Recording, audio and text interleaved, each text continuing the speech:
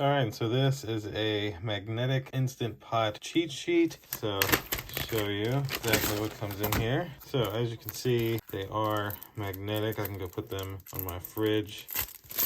And then they have little cook times for depending on which vegetables or pork, etc. that you're cooking. I got this one as well. This one is actually more like a sticker sheet. And then this one is the magnet. So this one has, cook times for black beans, kidney beans, pinto beans, vegetables, pork, seafood, beef, all the cook times.